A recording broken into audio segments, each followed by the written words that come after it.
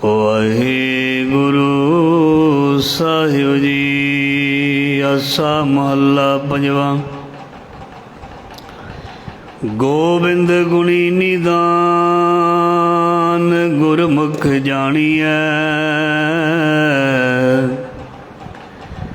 होए कृपाल दयाल हर रंग माणिए। आवो संत मिला हर कथा कहानिया, अन दिन सिमरो नाम तज लाज लोकानिया। रहो जप जप जीवा नाम, होवे आनंद कना। मिथ्या मोह संसार झूठा विणसना। चरण कमल संग नेहो किन्ने विरले लाया। तन सुहावा मुख जिनहार ध्याया। जन्म मरण दुख काल सिमरत मिट जावई। नानक कै सुख सोए जो प्रभ भावई। सुन मन मित्र प्यारिया,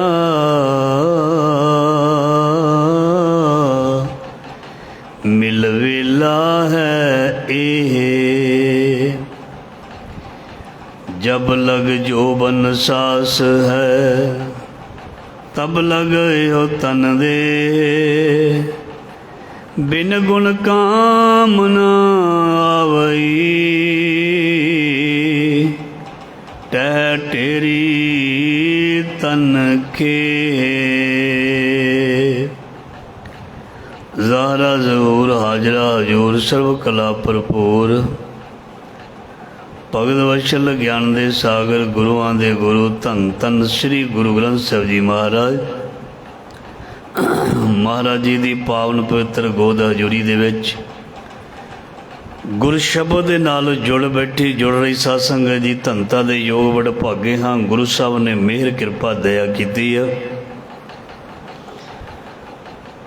सानू अपने जीवन नूं लेखे विच लाउण दा रहिंदा बचदा समा बख्शिश कर दिता।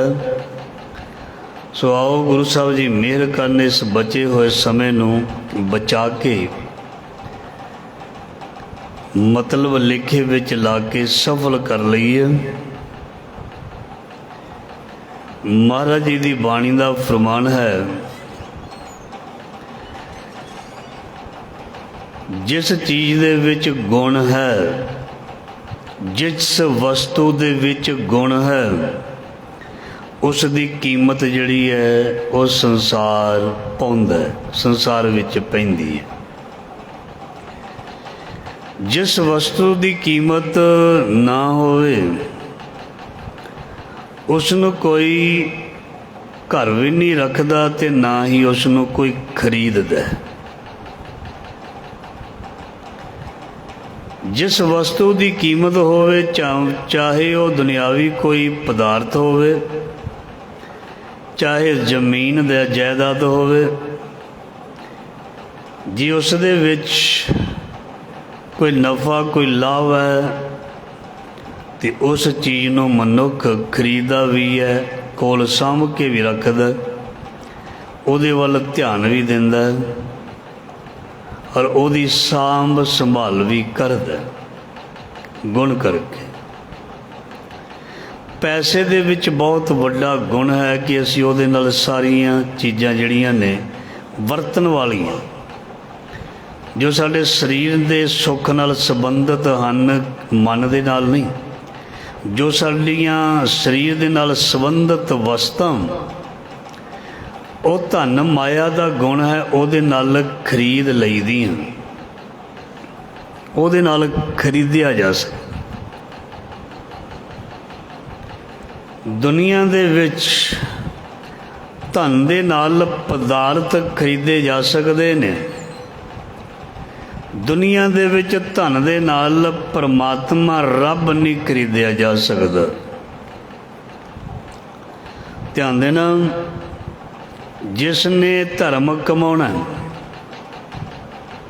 ਉਸ ਨੂੰ ਕਰਮ ਕਰਨਾ ਪਏਗਾ। ਜਿਸ ਨੇ ਧਰਮੀ ਬਣਨਾ ਉਸ ਨੂੰ ਕਰਮ ਕਮਾਉਣਾ ਪਏਗਾ। ਜਿਸ ਡਾਕਟਰ ਦੇ ਬੱਚੇ ਨੇ ਡਾਕਟਰ ਬਣਨਾ ਉਸ ਨੂੰ ਡਿਗਰੀ ਕਰਨੀ ਪਏਗੀ। ਜੇ ਉਹ ਨਕਲੀ ਡਿਗਰੀ ਪੈਸੇ ਖਰਚ ਕੇ ਪ੍ਰਾਪਤ ਕਰ ਲੈਂਦਾ ਤੇ ਉਹ ਸਫਲ ਨਹੀਂ ਹੁੰਦਾ। ਜਿਸ ਨੇ ਮਿਹਨਤ ਕਰਕੇ ਗੁਣ ਪ੍ਰਾਪਤ ਕੀਤਾ ਹੁੰਦਾ ਉਹਦੀ ਸਮਾਜ ਨੂੰ, ਦੇਸ਼ ਨੂੰ, ਪਰਿਵਾਰ ਨੂੰ, ਖੁਦ ਨੂੰ ਬਹੁਤ ਜ਼ਿਆਦਾ ਲੋੜ ਹੁੰਦੀ ਹੈ। ਮਤਲਬ ਕਹਿਣ ਦਾ, ਗੁਣ ਜਿਹੜਾ ਗੁਣ ਇੱਕ ਕੀਮਤੀ ਵਸਤੂ ਹੈ।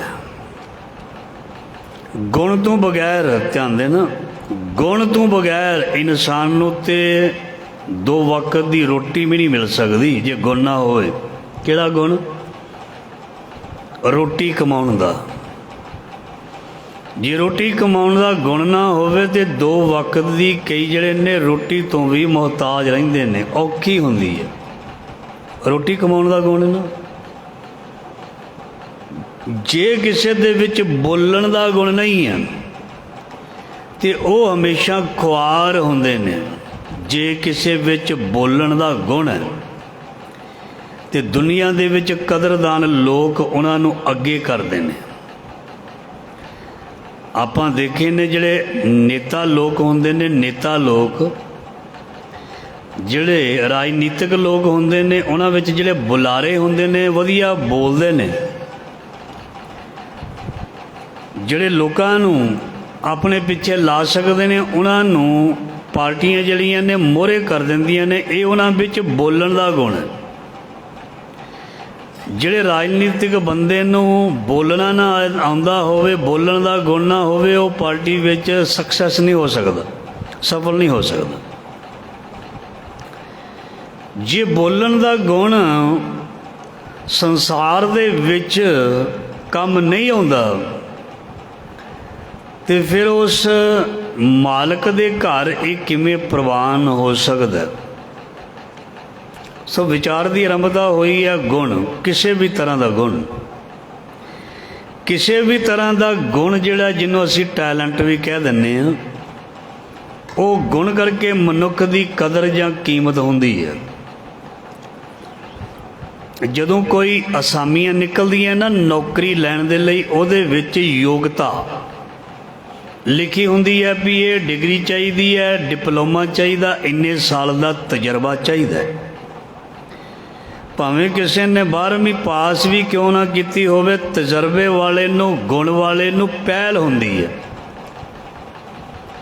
ਜਿਸ ਕੋਲ ਡਿਗਰੀ ਹੈ ਉਹਨੂੰ ਉਸ ਹਿਸਾਬ ਦੇ ਨਾਲ ਅਹੁਦਾ ਮਿਲਦਾ ਹੈ, ਮਤਲਬ ਗੁਣ ਜਾਂ ਤਜਰਬਾ। ਸੋ ਗੁਣ ਜਿਹੜਾ ਮਨੁੱਖ ਦੀ ਕੀਮਤ ਨੂੰ ਵਧਾ ਦਿੰਦਾ, ਕਦਰ ਨੂੰ ਵਧਾ ਦਿੰਦਾ। ਸੋ ਜ਼ਿੰਦਗੀ ਦੇ ਵਿੱਚ ਜਿਹੜੀ ਅਸੀਂ ਜੀਵਨ ਯਾਤਰਾ ਕਰ ਰਹੇ ਹਾਂ, ਇਹ ਵੀ ਗੁਣ ਦੇ ਸਹਾਰੇ ਚੱਲਦੀ ਹੈ।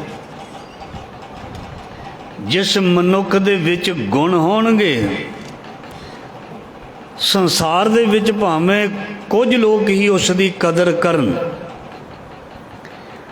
ਪਰ ਰੱਬ ਦੀ ਨਜ਼ਰ ਦੇ ਵਿੱਚ, ਅਕਾਲ ਪੁਰਖ ਦੀ, ਵਾਹਿਗੁਰੂ ਰਾਮ ਅੱਲਾ ਭਗਵਾਨ ਦੀ ਨਜ਼ਰ ਦੇ ਵਿੱਚ ਉਹਦੀ ਕੀਮਤ ਬਹੁਤ ਹੁੰਦੀ ਹੈ। ਅਮੁੱਲ ਗੁਣ, ਅਮੁੱਲ ਵਪਾਰ। ਮੁੱਲ ਵਪਾਰੀ ਹੈ, ਮੁੱਲ ਭੰਡਾਰ। ਅਮੁੱਲ ਆਵੇ, ਅਮੁੱਲ ਲੈ ਜਾਏ। ਮਤਲਬ ਗੁਣ ਨੂੰ ਅਮੁੱਲ ਕਿਹਾ। ਸੋ ਗੁਣ ਹਰ ਬੰਦੇ ਨੂੰ ਆਪਣੇ ਅੰਦਰ ਧਾਰਨ ਕਰਨਾ ਚਾਹੀਦਾ, ਫਿਰ ਉਸ ਗੁਣ ਨੂੰ ਪ੍ਰਗਟ ਕਰਨਾ ਚਾਹੀਦਾ। ਡਿਊਟੀ ਰਾਹੀਂ ਪ੍ਰਗਟ ਕੀਤਾ ਜਾਂਦਾ, ਫਰਜ਼ ਰਾਹੀਂ ਧਾਰਨ ਕੀਤਾ ਜਾਂਦਾ। ਸਾਡਾ ਫਰਜ਼ ਹੈ ਗੁਣ ਨੂੰ ਗ੍ਰਹਿਣ ਕਰਨਾ, ਸਾਡਾ ਫਰਜ਼ ਹੈ ਤੇ ਗੁਣ ਨੂੰ ਪ੍ਰਗਟ ਕਰਨਾ ਜਾਂ ਵੰਡਣਾ ਇਹ ਸਾਡਾ ਧਰਮ ਹੈ। ਫਰਜ਼ ਵੀ ਨਿਭਾਉਣਾ ਤੇ ਧਰਮ ਵੀ ਨਿਭਾਉਣਾ, ਗੁਣ ਸਿੱਖਣਾ ਵੀ ਹੈ। ਦੇਖੋ ਇੱਕ ਕੋਈ ਮਿਊਜ਼ਿਕ ਟੀਚਰ ਹੁੰਦਾ, ਉਹ ਰਾਗ ਵਿਦਿਆ ਨੂੰ ਜਾਣਦਾ ਤੇ ਉਹ ਅੱਗੇ ਆਪਣਾ ਗੁਣ ਜਿਹੜਾ ਹੈ ਅੱਗੇ ਪ੍ਰਦਾਨ ਕਰਦਾ, ਵੰਡ ਦਿੰਦਾ। ਉਹ ਗੁਣ ਬਹੁਤ ਜ਼ਿਆਦਾ ਫੈਲ ਜਾਂਦਾ, ਵੱਧ ਜਾਂਦਾ। ਸੰਗੀਤ ਦੇ ਵਿੱਚ ਘਰਾਣੇ ਹੁੰਦੇ ਨੇ, ਘਰਾਣੇ। ਸੋ ਉਹ ਘਰਾਣਿਆਂ ਦੇ ਵਿੱਚ ਜਿਹੜੇ ਸਿੱਖਦੇ ਨੇ ਅੱਗਿਓਂ, ਉਹ ਘਰਾਣਿਆਂ ਦੀ ਪਹਿਚਾਣ ਬਣਦੀ ਹੈ ਵੀ ਇਸ ਘਰਾਣੇ ਦਾ ਇਹ ਸ਼ਾਗਿਰਦ ਹੈ। ਮਤਲਬ ਉਸ ਪ੍ਰਕਾਰ ਦਾ ਗੁਣ ਉਹਨਾਂ ਕੋਲੋਂ ਸਿੱਖਿਆ ਤੇ ਗੁਣ ਬਹੁਤ ਜ਼ਿਆਦਾ ਪ੍ਰਫੁੱਲਤ ਹੋਇਆ। ਜਿੰਨੀ ਬਾਣੀ ਹੈ ਇਹ ਗੁਣ ਹੈ। ਜਿੰਨੀ ਗੁਰੂ ਨਾਨਕ ਮਹਾਰਾਜ ਜੀ ਦੀ ਬਾਣੀ ਹੈ, ਸਾਡੇ ਭਗਤਾਂ ਦੀ ਬਾਣੀ ਹੈ, ਗੁਰੂਆਂ ਦੀ ਬਾਣੀ, ਭੱਟਾਂ ਸਿੱਖਾਂ ਦੀ ਬਾਣੀ ਹੈ, ਇਹ ਇੱਕ ਗੁਣ ਹੈ। ਤੇ ਇਹ ਗੁਣ ਜਿਹੜਾ ਹੈ ਇਹ ਸਾਹਮਣੇ ਰੱਖਿਆ ਹੋਇਆ, ਜਿਹਨੂੰ ਬਾਣੀ ਵਿੱਚ ਲਿਖਿਆ, ਥਾਲ ਵਿੱਚ ਤਿੰਨ ਵਸਤੂ ਪਈਓ, ਸਤ ਸੰਤੋਖ ਵਿਚਾਰੋ, ਅੰਮ੍ਰਿਤ ਨਾਮ ਠਾਕੁਰ ਕਾ ਪਇਓ, ਜਿਸ ਕਾ ਸਵਸ ਆਧਾਰ। ਕਿਤਾਬਾਂ ਦੇ ਵਿੱਚ ਗੁਣ ਪਿਆ, ਕਿਤਾਬ ਪੜ੍ਹਨੀ ਪਏਗੀ। ਜਿਸ ਨੇ ਪੂਰਾ ਸਾਲ ਕਿਤਾਬ ਖੋਲ੍ਹੀ ਨਾ, ਉਹਨੇ ਗੁਣ ਕੀ ਧਾਰਨ ਕਰਨਾ, ਉਹਨੇ ਤੇ ਨਕਲ ਦੀ ਆਸ ਰੱਖਣੀ। ਜਿਸ ਨੇ ਕਿਤਾਬ ਨੂੰ ਫੁੱਲਿਆ ਹੋਏਗਾ, ਉਹਦੇ ਵਿੱਚ ਪੜ੍ਹਾਈ ਵਾਲਾ ਗੁਣ ਆ ਗਿਆ ਹੋਏਗਾ, ਉਹਨੂੰ ਫਿਕਰ ਹੀ ਨਹੀਂ ਰਹਿੰਦਾ ਤੇ ਫਿਰ ਉਹ ਆਪਣੇ ਪੜ੍ਹਾਈ ਦੇ ਗੁਣ ਦੇ ਨਾਲ ਕਮਾਲ ਕਰ ਦਿੰਦਾ। ਸੋ ਗੁਰੂ ਗ੍ਰੰਥ ਸਾਹਿਬ ਜੀ ਇੱਕ ਬਹੁਤ ਵੱਡਾ ਗਿਆਨ ਹੈ। ਔਰ ਇਹ ਜਿਹੜਾ ਗੁਣ ਹੈ, ਇਹ ਸੰਗਤ ਵਿੱਚ ਬੈਠ ਕੇ ਜਾਂ ਜਿਨ੍ਹਾਂ ਨੇ ਉਸ ਬਾਣੀ ਨੂੰ ਪੜ੍ਹਿਆ, ਵਿਚਾਰਿਆ, ਖੋਜਿਆ, ਉਹਨਾਂ ਰਾਹੀਂ ਇਸ ਗੁਣ ਦਾ ਗਿਆਨ ਪ੍ਰਾਪਤ ਹੁੰਦਾ। ਜਿਵੇਂ ਦੁਨਿਆਵੀ ਪੜ੍ਹਾਈ ਵਿੱਚ ਅਸੀਂ ਅੱਗੇ ਵੀ ਬੜੀ ਵਾਰ ਦੱਸਿਆ ਤੁਹਾਨੂੰ ਵੀ ਅਲੱਗ-ਅਲੱਗ ਸਬਜੈਕਟ, ਅਲੱਗ-ਅਲੱਗ ਟੀਚਰ ਜਿਹੜੇ ਹੁੰਦੇ ਨੇ, ਉਹਨਾਂ ਦੇ ਕੋਲੋਂ ਸਾਨੂੰ ਉਹਨਾਂ ਦਾ ਗਿਆਨ ਪ੍ਰਾਪਤ ਹੁੰਦਾ। ਤੇ ਜਿਹੜਾ ਗੁਰ ਗਿਆਨ ਹੈ, ਇਸ ਨੂੰ ਬਾਣੀ ਵਿੱਚ ਲਿਖਿਆ, ਭਾਈ ਰੇ ਗੁਰ ਬਿਨ ਗਿਆਨ ਨਾ ਹੋਏ, ਪੁੱਛੋ ਬ੍ਰਹਮਹਿ ਨਾਰਦੇ ਵੇਦ ਵਿਆਸੈ ਸੋਏ। ਤੁਸੀਂ ਜਾ ਕੇ ਜਿਹਨੂੰ ਮਰਜ਼ੀ ਪੁੱਛ ਲਓ ਵੀ ਪੂਰੇ ਗੁਰੂ ਤੋਂ ਬਿਨਾਂ ਜਿਹੜਾ ਹੈ ਉਹ ਆਤਮਿਕ ਗਿਆਨ ਜਾਂ ਰੂਹਾਨੀਅਤ ਇਹ ਬੰਦੇ ਦੇ ਅੰਦਰ ਪੈਦਾ ਨਹੀਂ ਹੋ ਸਕਦੀ। ਇਹ ਵੀ ਇੱਕ ਬਹੁਤ ਵੱਡੀ ਪੜ੍ਹਾਈ ਹੈ। ਕੋਈ ਵੀ ਤਕਨੀਕ ਸਿੱਖਣੀ, ਕੋਈ ਵੀ ਕੰਮ ਸਿੱਖਣਾ ਟੈਲੈਂਟ ਹੈ, ਇੱਕ ਗੁਣ ਹੈ। ਤੇ ਗੁਰੂ ਮਹਾਰਾਜ ਨੂੰ ਦੇਖਣਾ, ਗੁਰੂ ਮਹਾਰਾਜ ਤੱਕ ਪਹੁੰਚਣਾ, ਗੁਰੂ ਮਹਾਰਾਜ ਨੂੰ ਸੁਣਨਾ, ਗੁਰੂ ਮਹਾਰਾਜ ਨੂੰ ਮਹਿਸੂਸ ਕਰਨਾ, ਰੱਬ ਦੀ ਹੋਂਦ ਨੂੰ ਪਹਿਚਾਨਣਾ, ਇਹ ਵੀ ਇੱਕ ਬਹੁਤ ਵੱਡਾ ਗੁਣ ਹੈ। ਇਹ ਦੁਨਿਆਵੀ ਪੜ੍ਹਾਈ ਦੇ ਨਾਲ ਨਹੀਂ ਮਿਲਦਾ, ਸਗੋਂ ਮੁਨਕਰ ਬੰਦਾ ਹੁੰਦਾ ਜਿਹੜਾ ਰੱਬ ਹੈ ਨਾ। ਦੁਨਿਆਵੀ ਪੜ੍ਹਾਈ ਜਿਹੜੀ ਹੈ ਰੱਬ ਤੋਂ ਮੁਨਕਰ ਕਰਦੀ ਹੈ, ਗੁਸਤਾਖੀ ਮਾਫ। ਰੂਹਾਨੀਅਤ ਦੀ ਪੜ੍ਹਾਈ ਜਿਹੜੀ ਹੈ, ਅਧਿਆਤਮਕਵਾਦ ਹੈ ਜਾਂ ਗੁਰੂ ਗ੍ਰੰਥ ਸਾਹਿਬ ਜੀ ਦੀ ਬਾਣੀ ਹੈ, ਇਹ ਸਾਨੂੰ ਰੱਬ ਦੀ ਹੋਂਦ ਨੂੰ ਪ੍ਰਵਾਨ ਕਰਨਾ ਸਿਖਾਉਂਦੀ ਹੈ। ਨਹੀਂ ਤੇ ਅੱਜ ਕੱਲ੍ਹ ਦੀ ਪੜ੍ਹਾਈ ਜਿਹੜੀ ਹੈ ਉਹ ਠੀਕ ਹੈ, ਲੌਜਿਕ ਦੇ ਅਨੁਸਾਰ ਸਭ ਕੁਝ ਚੱਲਦਾ, ਪਰ ਜਿਹੜਾ ਵਾਹਿਗੁਰੂ ਹੈ, ਜਿਹੜਾ ਪ੍ਰਮਾਤਮਾ ਹੈ, ਉਹ ਲੌਜਿਕ ਤੋਂ ਕਿਧਰੇ ਉੱਪਰ ਹੈ। ਬਿਨਾਂ ਸੀਸ ਦੇ, ਧੜ ਦੇ ਉੱਪਰ ਸੀਸ ਦੇ ਲੜਦਾ ਬਾਬਾ, ਇਹ ਪੜ੍ਹਨ ਵਾਲੇ ਬੱਚਿਆਂ ਨੂੰ ਪਤਾ ਲੱਗ ਸਕੇ। ਉਹਨਾਂ ਨੇ ਕਹਿਣਾ ਨਹੀਂ, ਇਹਦੇ ਨਾਲ ਦੇ ਸਾਰੇ ਸੈੱਲ ਡੈੱਡ ਹੋ ਜਾਂਦੇ ਨੇ, ਉਹ ਜਿਹੜੀਆਂ ਅੰਦਰਲੀਆਂ ਨਾੜੀਆਂ ਟੁੱਟ ਜਾਂਦੀਆਂ ਨੇ, ਭੱਜ ਜਾਂਦੀਆਂ ਨੇ, ਬਲੱਡ ਵਗ ਜਾਂਦਾ, ਡੈੱਡ ਹੋ ਜਾਂਦੀ ਹੈ ਬੋਡੀ। ਤੇ ਉਹ ਬਾਬਾ ਕਿਵੇਂ ਸਿਰ ਤਲੀ 'ਤੇ ਧਰ ਕੇ ਰੱਖ ਸਕਦਾ? ਦੁਨਿਆਵੀ ਪੜ੍ਹਾਈ ਵਾਲਾ ਨਹੀਂ ਮੰਨ ਸਕਦਾ, ਨਹੀਂ ਮੰਨ ਸਕਦਾ। ਸਿਰ ਦੇ ਉੱਪਰ ਆਰਾ ਚੱਲਦਾ ਤੇ ਸਿੱਖ ਜਪਜੀ ਸਾਹਿਬ ਦਾ ਪਾਠ ਕਰੀ ਜਾਂਦਾ। ਦੁਨਿਆਵੀ ਪੜ੍ਹਾਈ ਕਰਨ ਵਾਲਾ ਇਹ ਚੀਜ਼ 'ਤੇ ਯਕੀਨ ਨਹੀਂ ਕਰ ਸਕਦਾ।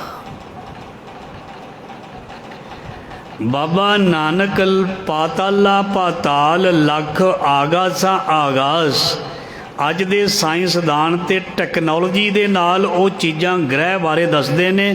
ਬਾਬਾ ਨਾਨਕ ਧਰਤੀ ਤੇ ਬੈਠਾ ਚੌਂਕੜਾ ਲਾ ਕੇ ਦੱਸੀ ਜਾਂਦੇ ਨੇ। ਇਸ ਤੇ ਦੁਨਿਆਵੀ ਪੜ੍ਹਾਈ ਵਾਲਾ ਯਕੀਨ ਨਹੀਂ ਕਰਦਾ। ਇਸ ਲਈ ਜਦੋਂ ਅਸੀਂ ਗੁਰੂ ਗਿਆਨ ਦੀ ਪੜ੍ਹਾਈ ਪੜ੍ਹਦੇ ਹਾਂ, ਦੇਖੋ ਗਿਆਨ ਜਿਹੜਾ ਗੁਰੂ ਗ੍ਰੰਥ ਸਾਹਿਬ ਦਾ ਇਹ ਵੀ ਇੱਕ ਵਿਦਿਆ। ਜਦੋਂ ਇਸ ਗਿਆਨ ਗੁਣ ਨੂੰ ਪ੍ਰਾਪਤ ਕਰਦੇ ਹਾਂ ਤੇ ਫਿਰ ਸਾਰੀਆਂ ਗੱਲਾਂ 'ਤੇ ਸਾਡਾ ਹੌਲੀ ਹੌਲੀ ਯਕੀਨ ਹੋਣਾ ਸ਼ੁਰੂ ਹੋ ਜਾਂਦਾ, ਕਿਉਂਕਿ ਆਪਣੇ ਨਾਲ ਵਾਪਰਨੀਆਂ ਸ਼ੁਰੂ ਹੋ ਜਾਂਦੀਆਂ ਨੇ। ਜਿਹੜੀਆਂ ਚੀਜ਼ਾਂ ਨੇ ਫੁਰਨੇ ਜਾਂ ਮੂੰਹ 'ਚੋਂ ਨਿਕਲੇ ਬਚਨ ਜਿਹੜੇ ਸਹਿਜ ਸੁਭਾਏ ਉਹ ਪੂਰੇ ਹੋਣੇ ਸ਼ੁਰੂ ਹੋ ਜਾਂਦੇ ਨੇ। ਜਿਹੜੀ ਚੀਜ਼ ਅਸੀਂ ਅਜੇ ਦੇਖੀ ਨਹੀਂ ਉਹਨੂੰ ਦੇਖ ਲਿਆ ਜਾਂਦਾ, ਅਤੇ ਫਿਰ ਜਦੋਂ ਉਹ ਦਿਖ ਜਾਂਦੀ ਹੈ ਤਾਂ ਮਹਿਸੂਸ ਹੁੰਦਾ ਹੈ ਵੀ ਕਿਧਰੇ ਵੇਖੀ ਸੀ, ਇੱਦਾਂ ਹੋਣ ਲੱਗ ਜਾਂਦਾ। ਸਹਿਜ ਸੁਭਾਏ ਕੋਈ ਗੱਲਬਾਤ ਕੀਤੀ ਉਹ ਜਿਹੜੀ ਹੈ ਪੂਰੀ ਹੋਣ ਲੱਗ ਜਾਂਦੀ ਹੈ। ਇਹ ਜਿਹੜੀ ਰੂਹਾਨੀਅਤ ਪੜ੍ਹਾਈ ਹੈ ਜਾਂ ਵਿਦਿਆ ਹੈ, ਇਹਦੇ ਵਿੱਚ ਇਹੀ ਇੱਕ ਗੁਣ ਹੈ, ਇਹੀ ਇੱਕ ਤਾਕਤ ਹੈ।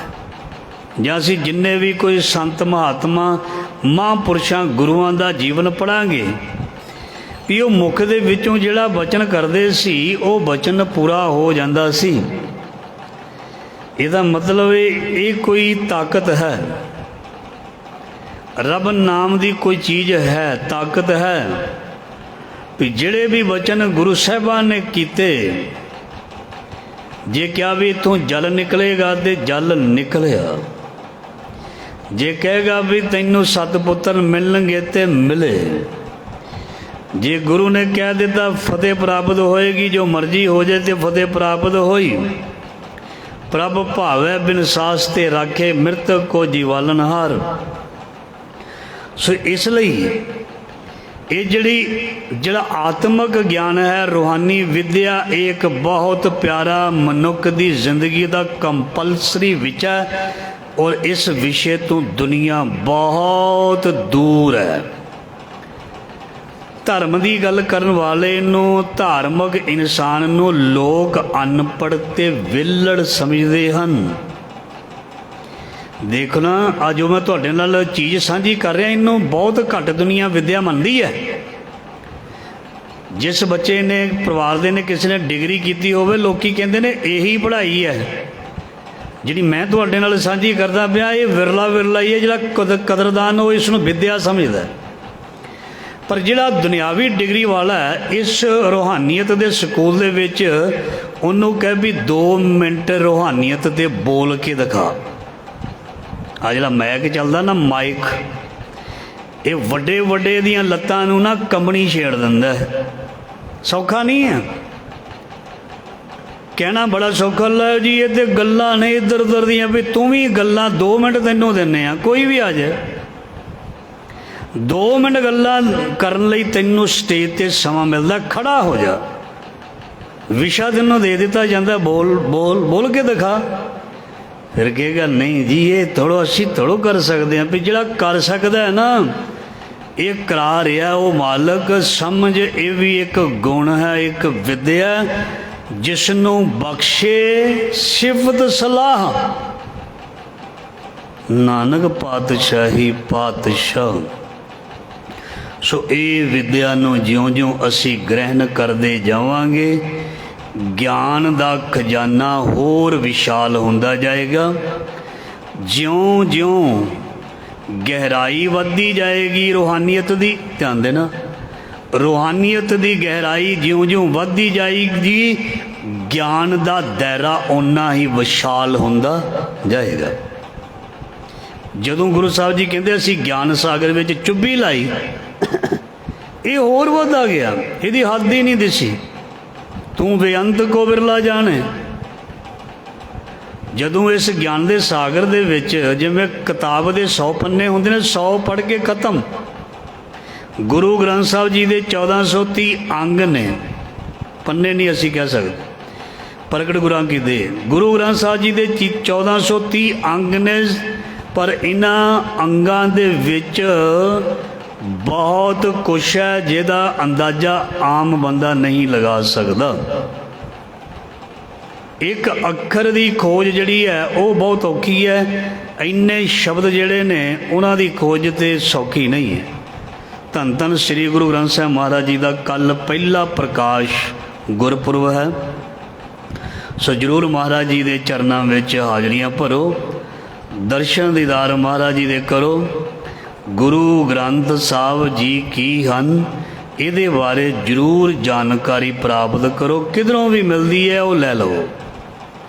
गुरु ग्रंथ साहब जी बहुत वड्डी एक पावर ने। खंडा ब्रह्मंडा के असी मालक कहीदा, दुनिया के नहीं। इस करके ये बहुत वड्डी एक ज्ञान की आंधी है, ज्ञान का तूफान है। देखो भाई, ज्ञान की आई आंधी एक ज्ञान का बहुत वड्डा तूफान है। सो जिस दे अंदर ये आ गया तो उसनू बहुत उचाइयां ते जिवें वावरोले ते तूफान जड़े ने जड़ा पट के रख देंदे ने, रुखां दियां घरां दियां छत्तां नूं उड़ा के लै जांदे ने तूफान। ते जड़ा ज्ञान की आंधी है ना, अंदरों विकारां दे रुख पट दिंदी है। साडे अंदरों वासना, काम, क्रोध, नफरत, लोभ, हंकार, ये जड़ियाँ भैड़ियाँ चीज़ां ने ना, इन्हां दियां जड़ां नूं पट के रख दिंदी है। कौन? बाणी। देखो भाई, ज्ञान की आई आंधी। जदों ज्ञान की आंधी आउंदी है, ज्ञान का तूफान आउंदा ते अंदरों सारियां माड़ियां चीज़ां जड़ियां ने वो पट के बाहर। सो इस करके विचार की रमदा हुई सी गुण। सो गुण भाई बहुत चंगा। वाह वाह, क्या विचार आ रहे हैं। तखत ते बैठा राजा, ਉਹਦੇ ਵਿੱਚ भी गुण है। एक रिक्शा चलाउण वाला, ਉਹਦੇ ਵਿੱਚ भी गुण है। कोई ये ना समझ लवे राजा वड्डा हुंदा ते रिक्शा चलाउण वाला छोटा हुंदा। भिखारी दे विच भी गुण है ते बादशाह दे विच भी गुण है। बादशाह दे विच अपना गुण है, भिखारी दे विच अपना गुण है।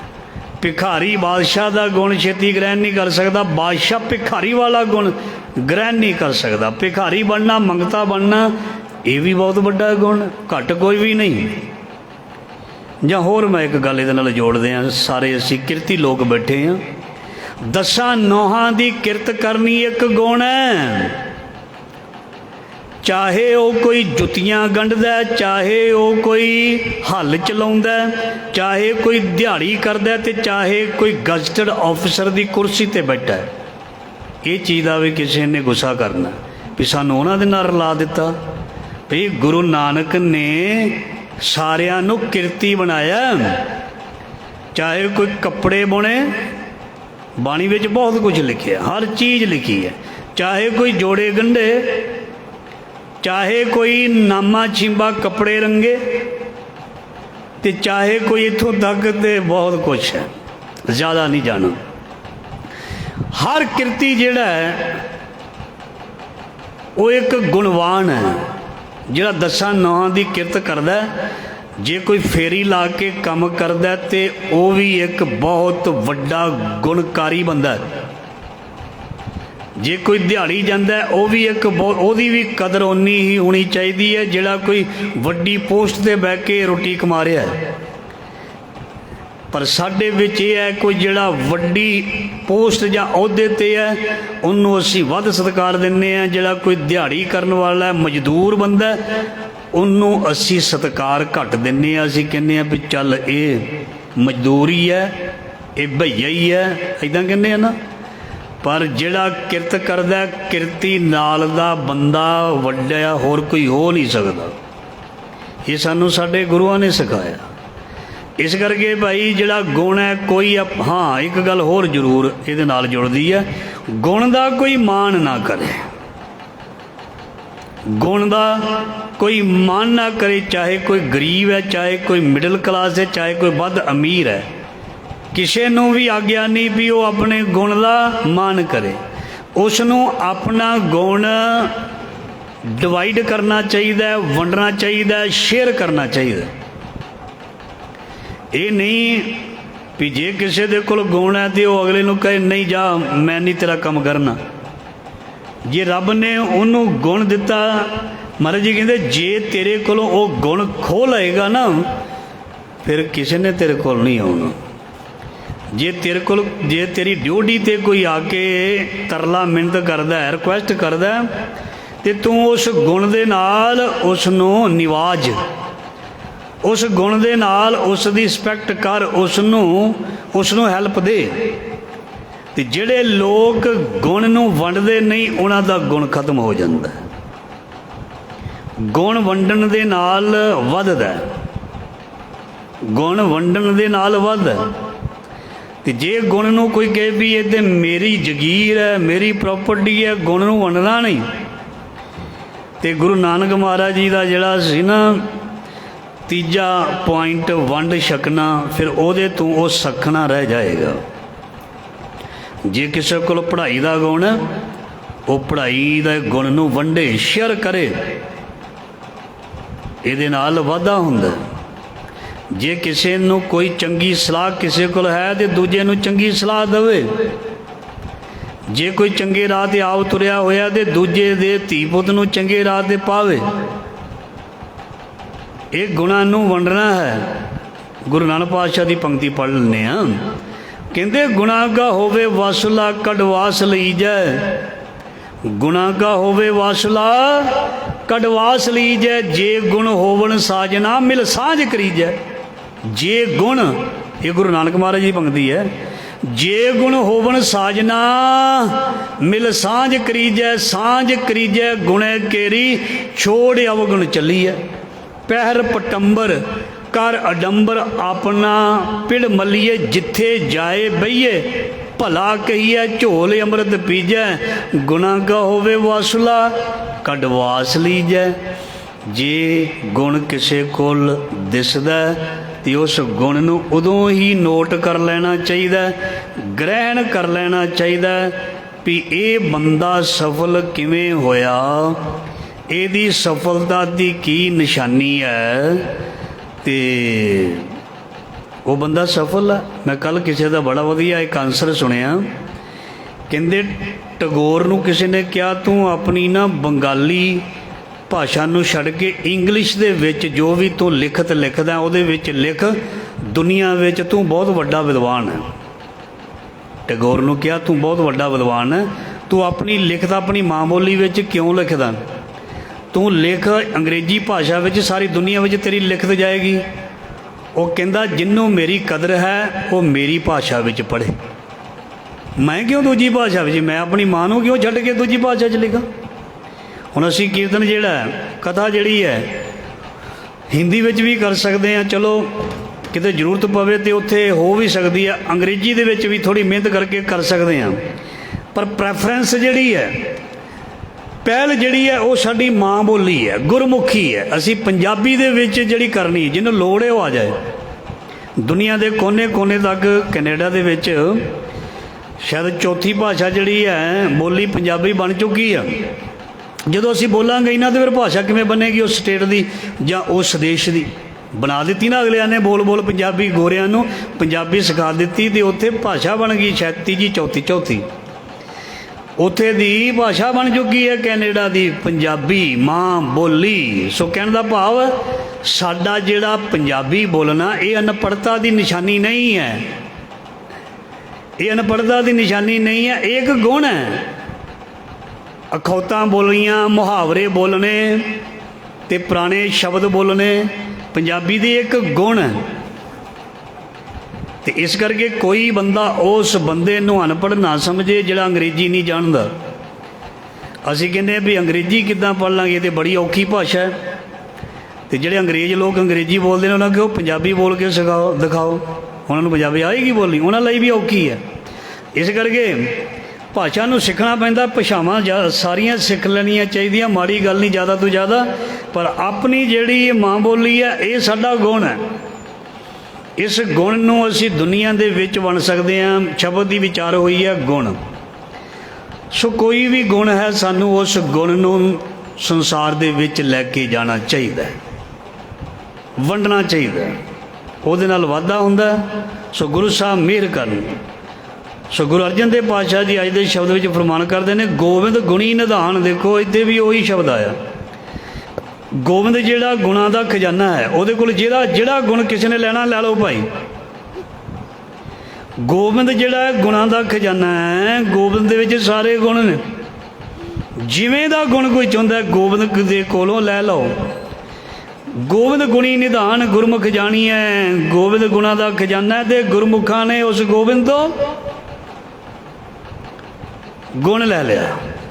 ਇੱਦਾਂ ਦਾ ਗੁਣ ਲੈ ਲਿਆ, ਓਹੋ ਕਮਾਲ ਕਰ ਦਿੱਤੀ। ਉਹ ਭਗਤ ਕੋਲ ਆ ਕੇ ਕਹਿੰਦਾ ਦੱਸ ਕੀ ਕਰਾਂ।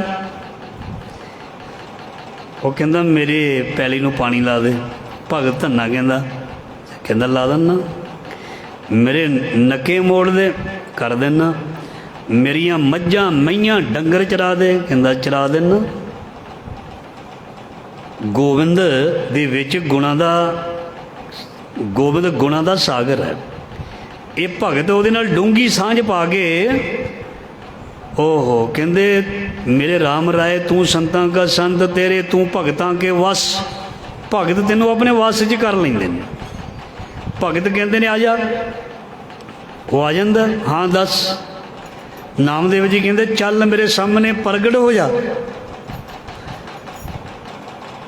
ਭਗਵਾਨ ਕਹਿੰਦਾ ਨਹੀਂ ਹੋਣਾ। ਕਹਿੰਦੇ ਨਹੀਂ, ਉਦੋਂ ਤੱਕ ਮੈਂ ਪਿਛਾ ਨਹੀਂ ਹਟਣਾ, ਮੇਰੇ ਸਾਹਮਣੇ ਪ੍ਰਗਟ ਹੋ ਜਾਂਦਾ। ਭਗਤ ਧੰਨਾ ਜੀ ਕਹਿੰਦੇ ਮੈਨੂੰ ਪ੍ਰਤੱਖ ਆਪਣੇ ਦਰਸ਼ ਦਿਖਾ, ਮੈਨੂੰ ਸਾਹਮਣੇ ਦਿਸ। ਮਿਲੇ ਪ੍ਰਤੱਖ ਗੁਸਾਈਆਂ ਧੰਨਾ ਵਡਭਾਗਾ।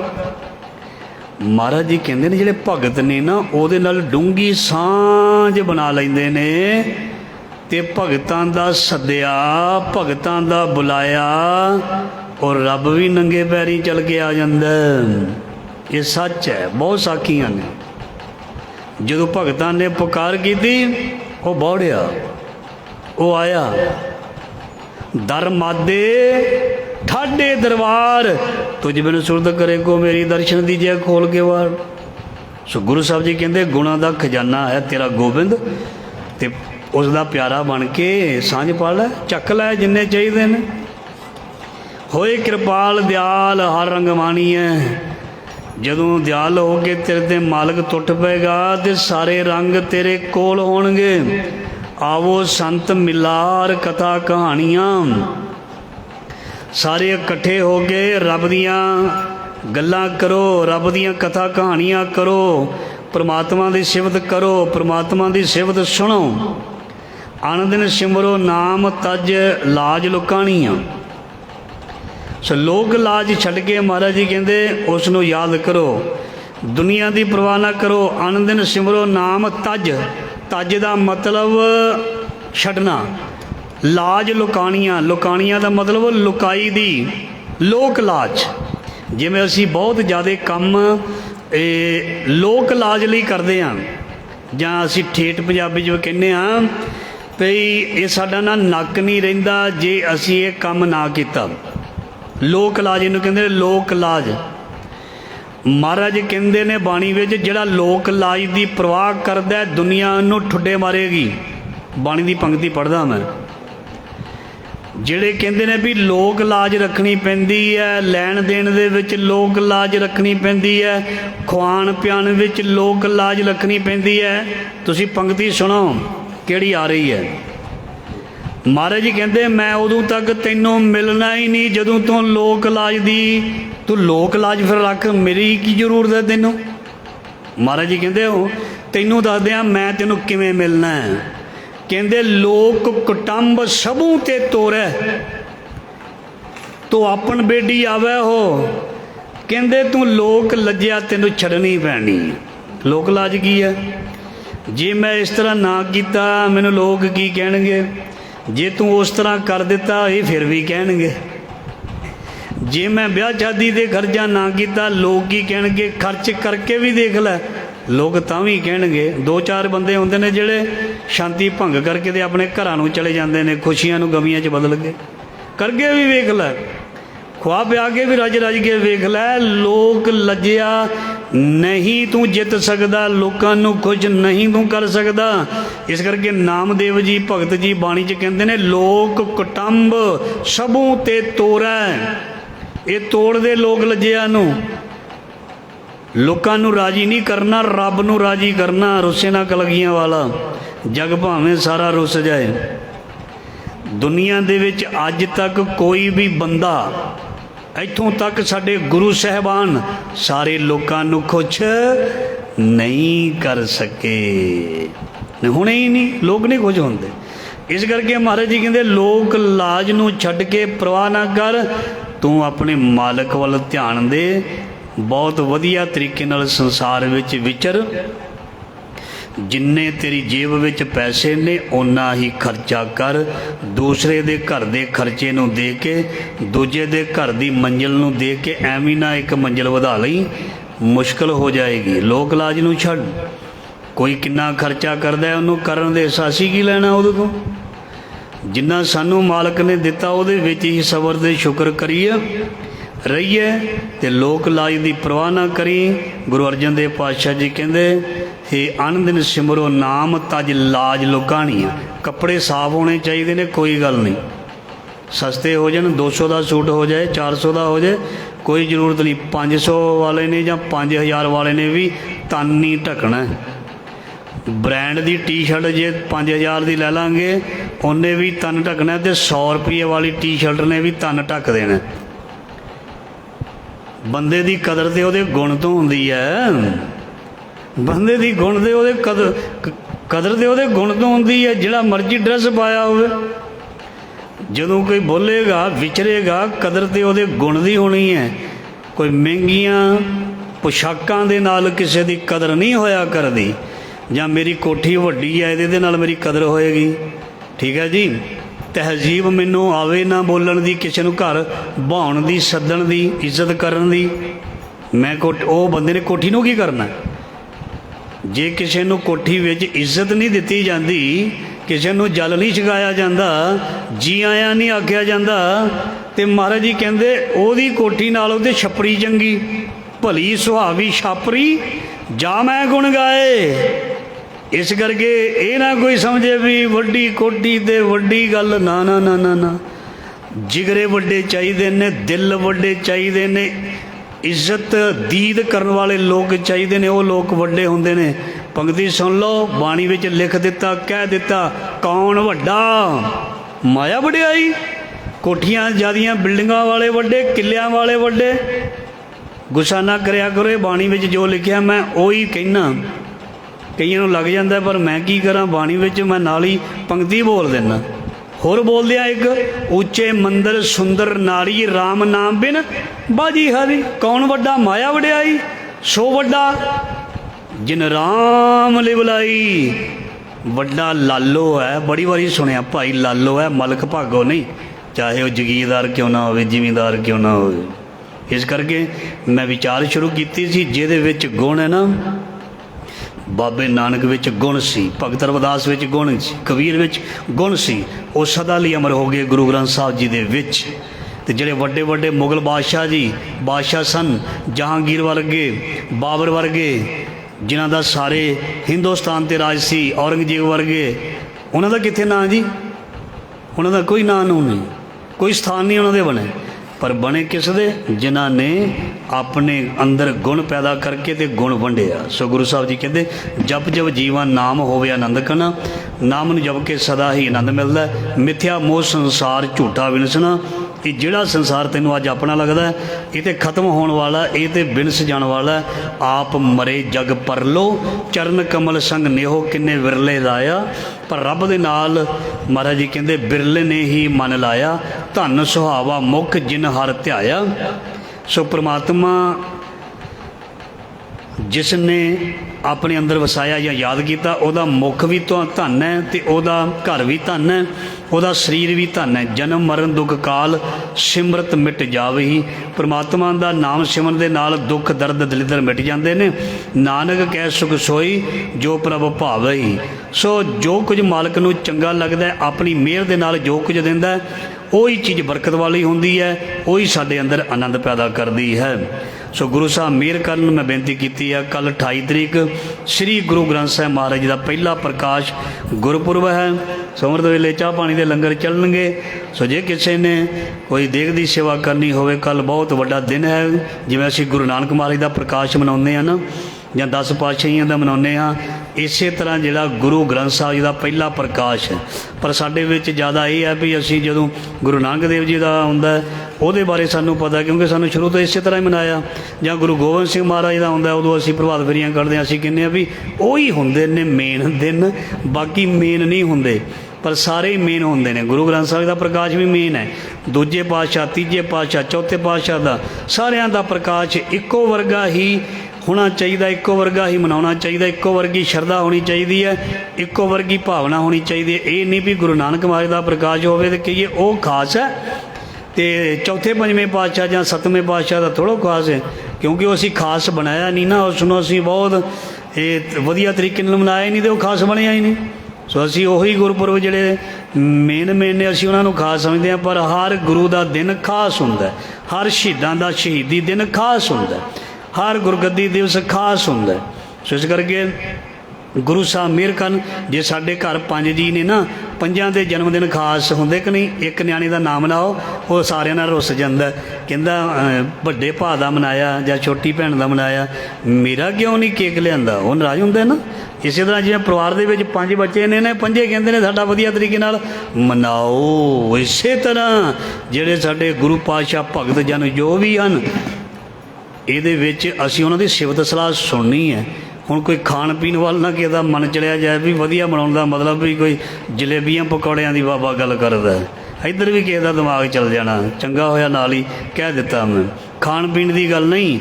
ਮਹਾਰਾਜ ਜੀ ਦੀ ਯਾਦ ਵਿੱਚ ਅੰਮ੍ਰਿਤ ਵੇਲੇ ਉੱਠ ਕੇ ਅਰਦਾਸਾਂ ਬੇਨਤੀਆਂ ਕਰਕੇ, ਬਾਣੀ ਪੜ੍ਹ ਕੇ, ਮਹਾਰਾਜ ਦੀ ਸਿਫਤ ਸਲਾਹ ਸੁਣ ਕੇ ਔਰ ਅੱਖੀਆਂ ਬੰਦ ਕਰਕੇ ਪ੍ਰੇਮ ਵਿਰਾਗ ਨਾਲ ਬਾਣੀ ਸੁਣਨੀ, ਚਰਨਾਂ ਨਾਲ ਜੁੜਨਾ ਤੇ ਗੁਰੂ ਦੀ ਉਸ ਸਿੱਖਿਆ ਨੂੰ ਗ੍ਰਹਿਣ ਕਰਨਾ, ਇਹਨੂੰ ਮਨਾਉਣਾ ਕਹਿੰਦੇ ਨੇ। ਸੋ ਗੁਰੂ ਸਾਹਿਬ ਮਿਹਰ ਕਰਨ। ਕੱਲ੍ਹ ਨੂੰ ਜ਼ਰੂਰ ਅੰਮ੍ਰਿਤ ਵੇਲੇ ਹਾਜ਼ਰੀਆਂ ਭਰੋ।